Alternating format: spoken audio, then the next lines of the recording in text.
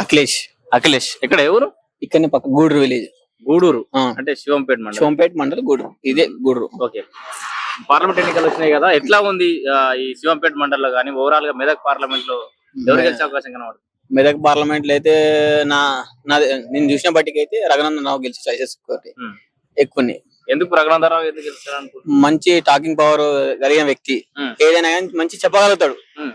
మిగతా వ్యక్తులు అంటే ఎప్పుడో ఒకసారి వచ్చి వెళ్ళిపోయేవారు అట్లా. కాబట్టి నేనైతే రఘునందన్ రావు గెలుస్తాను. రఘునందన్ రావు అయితే చేయగలుగుతాడు ఏమన్నా పనులు?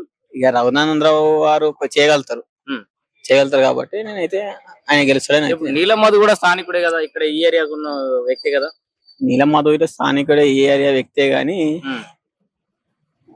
కొంచెం కష్టమే, ఇబ్బంది. సో మరి అంటే రఘునందన్ రావుకు బలంగా పోటీ ఎవరు ఇస్తారు అనుకుంటే? ఇప్పుడు వెంకటరామరెడ్డి ఉన్నాడు బీఆర్ఎస్ నుంచి. సో మళ్ళీ కేసీఆర్ కావాలంటారు జనాలు, వెంకటరామరెడ్డి ఎందుకంటే టీఆర్ఎస్ పరంగా మాకు వర్క్స్ జరిగినాయి, కానీ ఎంపీ మాత్రం గెలిచి మాత్రం రఘునందన్ రావు.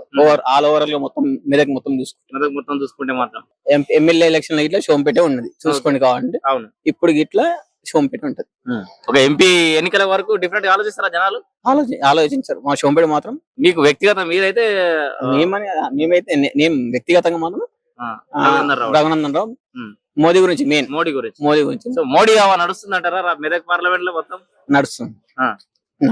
రాష్ట్రం మొత్తం నడుస్తుంది, దేశం మొత్తం రాష్ట్రం మొత్తం నడుస్తుంది. పక్క 470 370 400 పక్క 400 రావాలి. 370 అయితే పక్కా వస్తుండొచ్చు. అవునా? 370 వచ్చే అవకాశం ఉన్నాయంటారా? ఉన్నాయి.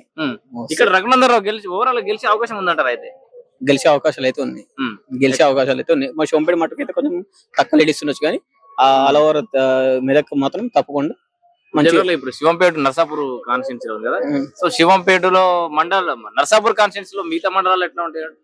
మిగతా మండలాల్లో అంత ఐడియా లేదు, కానీ దాదాపు షోంపేట అత్నూరా కౌడిపల్లి మండలాలు మాత్రం వెల్దుర్తి.